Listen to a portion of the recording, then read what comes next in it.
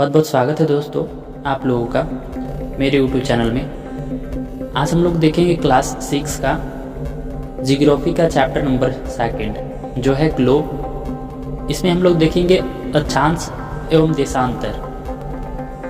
हम लोगों ने पिछले चैप्टर में पढ़ा है कि पृथ्वी जो है वो गोलाकार नहीं है, यह उत्तर एवं दक्षिणी ध्रुव पर थोड़ी चपटी तथा मध्य में थोड़ी उभरी हुई है। अगर आप लोग चैप्टर 1 का वीडियो नहीं देखा है तो मैंने इस वीडियो के डिस्क्रिप्शन में लिंक दे रखा है, वहां से आप लोग जाकर चैप्टर 1 का वीडियो चेक कर सकते हैं। ग्लोब विभिन्न आकार एवं प्रकार के हो सकते हैं। बड़े ग्लोब जो आसानी से एक स्थान से दूसरे स्थान तक नहीं ले जाए जा सकते, और ऐसे भी ग्लोब होते हैं जो छोटे और गुब्बारे जैसे होते हैं जिनमें हवा भरी जा सकती है और आसानी से एक स्थान से दूसरे स्थान तक ले जाए जा सकते हैं। ग्लोब स्थिर नहीं होते, यानी कि उन्हें घुमा सकते हैं। इसे उसी प्रकार घुमाया जा सकता है जैसे कुम्हार का पहिया या लट्टू घूमता है। ग्लोब पर देशों, महाद्वीपों तथा महासागरों की उनकी सही आकार में दिखाया जाता है। पृथ्वी के समान किसी गोले पर किसी बिंदु को स्थित का वर्णन करना बहुत ही कठिन होता है। अब यह प्रश्न उठता है कि इस पर किसी स्थान की स्थिति कैसे बताई जा सकती है। इसके लिए हमें कुछ बिंदुओं एवं रेखाओं की मदद लेनी पड़ती है। आप देखेंगे कि एक सुई ग्लोब में झुकी हुई अवस्था में स्थित होती है जिसे अक्ष कहा जाता है। ग्लोब पर वे दो बिंदुएं जिनसे होकर सुई गुजरती है उत्तर तथा दक्षिणी ध्रुव होता है। ग्लोब को इस सुई के चारों ओर पृथ्वी की भांति पश्चिम से पूर्व की ओर घुमाया जा सकता है, लेकिन याद रखें इन दोनों में एक अंतर है। पृथ्वी पर वास्तव में ऐसी कोई सुई नहीं होती, यह अपने अक्ष पर चारों ओर घूमती है जो एक काल्पनिक रेखा है। एक अन्य काल्पनिक रेखा भी ग्लोब के दो बराबर भागों में बांटती है। इसे विषुवत वृत्त कहा जाता है। पृथ्वी के उत्तर में स्थित आधे भाग को उत्तरी गोलार्ध तथा दक्षिण वाले भाग को दक्षिणी गोलार्ध कहा जाता है। ये दोनों बराबर के आधे भाग में होते हैं। इस प्रकार विषुवत वृत्त पृथ्वी पर एक काल्पनिक वृत्त बनाती है एवं यह पृथ्वी पर विभिन्न स्थानों की स्थिति बताने का सबसे महत्वपूर्ण संदर्भ बिंदु है। विषुवत वृत्त से ध्रुवों तक स्थित सभी समांतर वृत्तों को अक्षांश यानी कि समांतर रेखा कहा जाता है। अक्षांशों को अंश में मापा जाता है।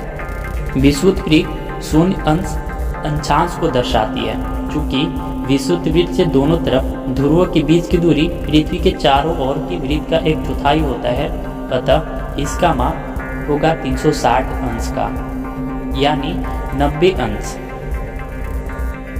इस प्रकार 90 अंश उत्तरी अक्षांश ध्रुव को दर्शाता है तथा 90 अंश दक्षिणी अक्षांश ध्रुव को।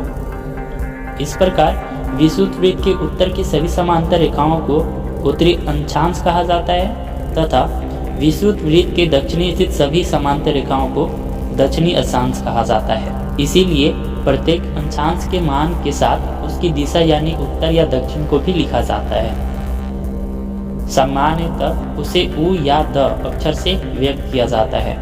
उ के लिए उत्तर और द के लिए दक्षिण।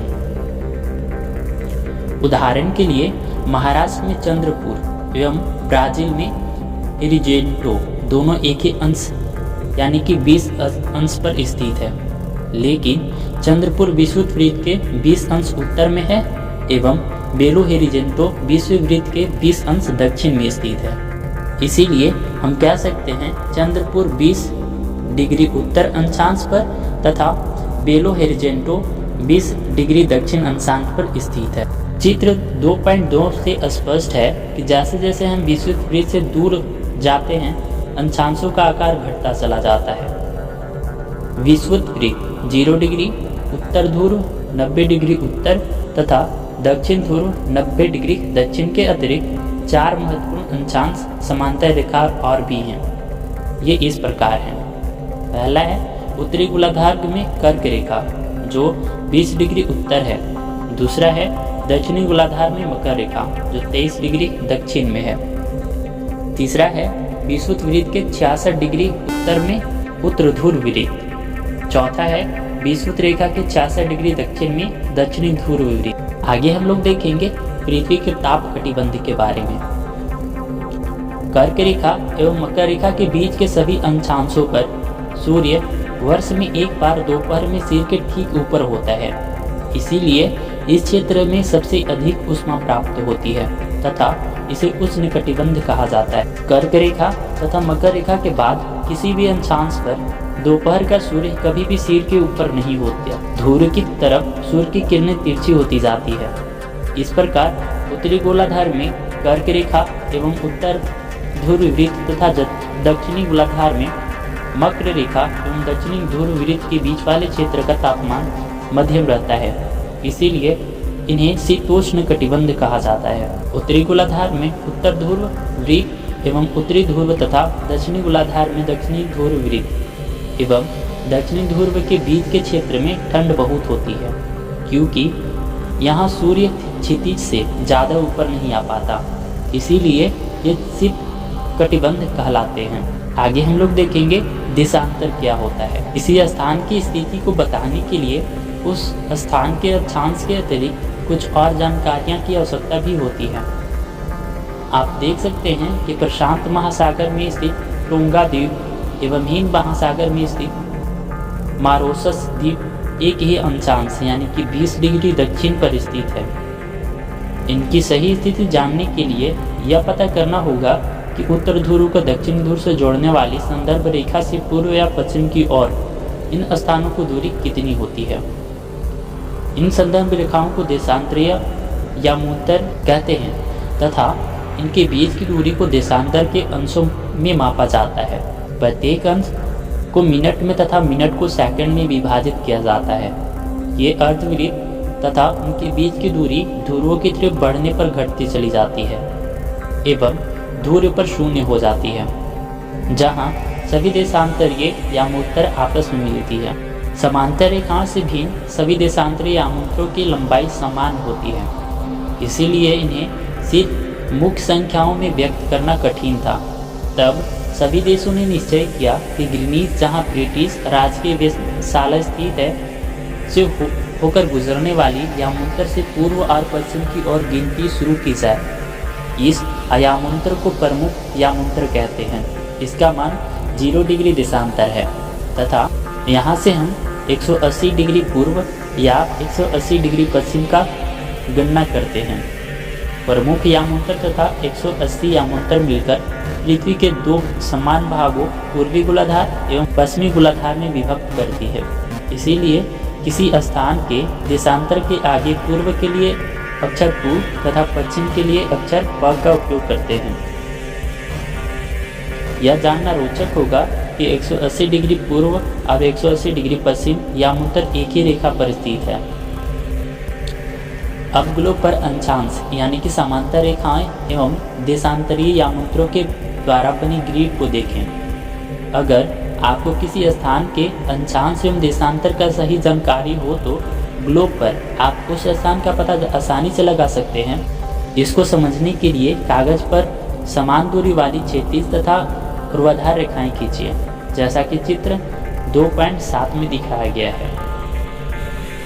ऊर्ध्वाधर रेखाओं को संख्या 1, 2, 3, 4 से तथा क्षैतिज रेखाओं को क, ख, ग, घ अंक अक्षरों से व्यक्त करें।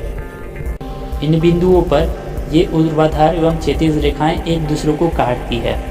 वहाँ कुछ छोटे वृत्त खींचिए। इन छोटे वृत्तों को अब अ, ब, स, द तथा ध नामों से व्यक्त कीजिए। मान लीजिए कि ऊर्ध्वाधर रेखाएं पूर्व देशांतर एवं क्षैतिज रेखाएं उत्तरी अंशांशों को व्यक्त करती है, बताती है। अब आप देखेंगे कि वृत्त अ, ख उत्तरी अक्षांश तथा एक पूर्वी देशांतर पर स्थित है। इसी तरह से आप अन्य वृत्तों की स्थिति भी ज्ञात कर सकते हैं। आगे हम लोग देखेंगे देशांतर और समय। समय को मापने का सबसे अच्छा साधन पृथ्वी, चंद्रमा एवं ग्रहों की गति है। सूर्य उदय एवं सूर्यास्त प्रतिदिन होता है, अतः स्वाभाविक है कि यह पूरे विश्व में समय निर्धारण का सबसे अच्छा साधन है। स्थानीय समय का अनुमान सूर्य के द्वारा बनने वाली परछाई से लगाया जा सकता है। जो दोपहर में सबसे छोटी एवं सूर्योदय तथा सूर्यास्त के समय लंबी होती है। ग्रीनिच पर स्थित प्रमुख यामांतर पर सूर्य जिस समय आकाश के सबसे ऊंचे बिंदु पर होगा, उस समय यामांतर पर स्थित सभी स्थानों पर दोपहर होगी। चूंकि पृथ्वी पश्चिम से पूर्व की ओर चक्कर लगाती है, अतः वे स्थान जो ग्रीनिच के पूर्व में हैं, उनका समय ग्रीनिच समय से आगे होगा तथा जो पश्चिम में है उनका समय पीछे होगा। पृथ्वी लगभग 24 घंटे में अपने अक्ष पर 360 डिग्री घूम जाती है, अर्थात वह 1 घंटे में 15 डिग्री एवं 4 मिनट में 1 डिग्री घूमती है। इस प्रकार जब ग्रीनिच में दोपहर के 12 बजते हैं, तब ग्रीनिच से 15 डिग्री पूर्व में समय होगा 15:04 यानी कि 60 मिनट, अर्थात ग्रीनिच के समय 1 घंटा आगे, अर्थात वहाँ दोपहर का 1 बजा होगा। लेकिन ग्रीनिच से 15 डिग्री पश्चिम का समय ग्रीनिच समय से 1 घंटा पीछे होगा, यानी वहाँ सुबह के 11 बजे होंगे। इसी प्रकार जब ग्रीनिच पर दोपहर के 12 बजे होंगे, उस समय 180 डिग्री पर मध्य रात्रि होगी। किसी भी स्थान पर जब सूर्य आकाश में अपने उच्चतम बिंदु पर होता है, दोपहर में उस समय घड़ी में दिन के 12 बजते हैं। इस प्रकार घड़ी के द्वारा दिखाया गया समय उस स्थान का स्थानीय समय होगा। आप देख सकते हैं कि दिए गए देशांतरी यामांतर पर सभी स्थानों का स्थानीय मान समान होता है। आगे हम लोग देखेंगे हम मानक समय क्यों मानते हैं। भारत में गुजरात के द्वारका तथा असम के डिब्रूगढ़ के स्थानीय समय में लगभग 1 घंटा 45 मिनट का अंतर होता है। इसीलिए यह आवश्यक है कि देश के मध्य भाग से होकर गुजरने वाली किसी यामांतर का स्थानीय समय को देश का मानक समय माना जाए। इस यामांतर रेखा के स्थानीय समय को पूरे देश का मानक समय माना जाता है। भारत ग्रीनिच के पूर्व 82 डिग्री से 30 मिनट पूर्व में स्थित है तथा यहाँ का समय ग्रीनिच समय से 5 घंटा 30 मिनट आगे है। इसीलिए जब लंदन में दोपहर के 2 बजे होंगे, तब भारत में शाम के 7:30 होंगे। कुछ देश का देशांतरीय विस्तार अधिक होता है, जिसके कारण लंदन में कुछ देशों का देशांतरीय विस्तार अधिक होता है, जिसके कारण वहाँ 1 से अधिक मानक समय अपनाए गए हैं। उदाहरण के लिए रूस में 11 मानक समयों का अपनाया गया है। पृथ्वी को एक घंटे वाले 24 समय क्षेत्रों में बांटा गया है। इस प्रकार प्रत्येक समय क्षेत्र में 15 डिग्री देशांतर तक के क्षेत्र को घेरता है।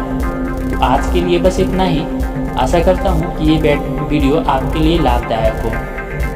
मैं मिलता हूँ आगे अगली वीडियो को लेकर। तब तक के लिए धन्यवाद।